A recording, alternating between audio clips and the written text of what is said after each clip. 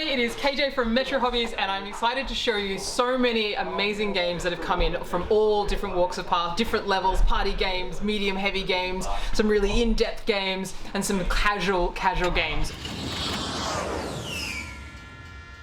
Alright, so I'm going to start with a Monumental Science game. This is Oath, Chronicles of Empire and Exile. This is very much an exploration type of game. It's a campaign, story-driven type of game, but each time you play a campaign or a round of the game, the conditions of the game change, and the next time you play with your friends, there is a new condition that's been added, so that you're directing the path of the overall campaign or the overall story. This is from the creators of a much loved game called Root, which is a woodland creatures war game style thing. Very, very good. It's in most people's top 10 games of all time. This is a phenomenal, worth the effort game.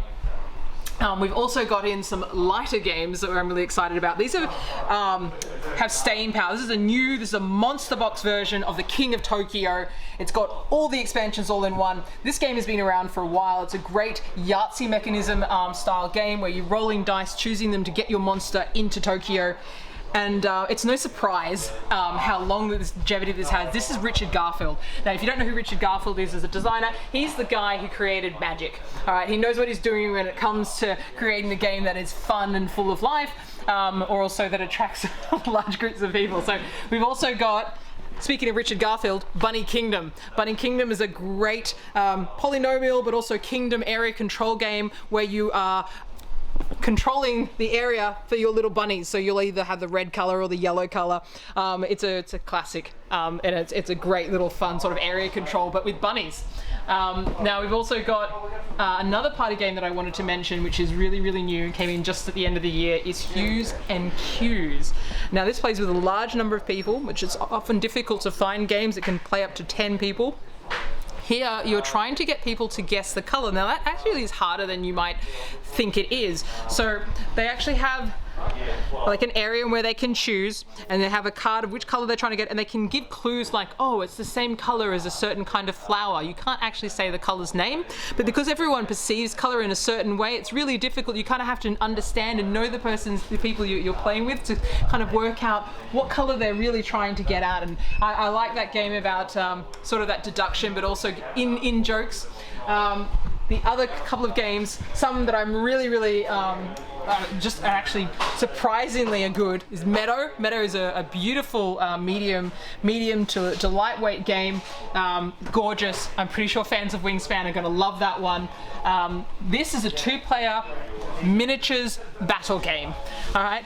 Unmatched is a series of different games that you can add in all together. This comes with a miniature for each character and a set of cards for each character, and I love that you can play the Sherlock Holmes against Dracula, and Sherlock Holmes then has Dr. Watson helping him, and Dracula has the sisters. And this is a little bit of a take that, because you are on a board, you are trying to attack the other player and reduce their little combat dial down to 0 health. You're playing cards to do that. You're playing cards to move, cards to attack, and cards to put in a scheme, which basically gives you like a little extra advantage. I'll talk about that later in an actual review video.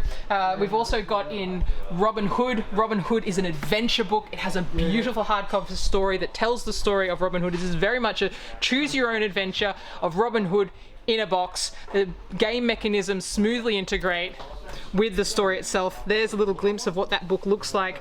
Gorgeous artwork, surprisingly how well that it works together. Cooperative game. Nice to have a good family cooperative game. That's one to check out. If you like more heavier games where it's like an economic game, there's a lot of buzz around Korra, Rise of an Empire, where you're looking at different currencies. You're trying to play different factions or different eras, so you can either be from different cities. You can choose like Corinth, I believe. They all have different sort of powers, and you're just trying to build up the empire. So there's Argos there. That's a playmat for Argos, and they have their own special powers, which is very cool.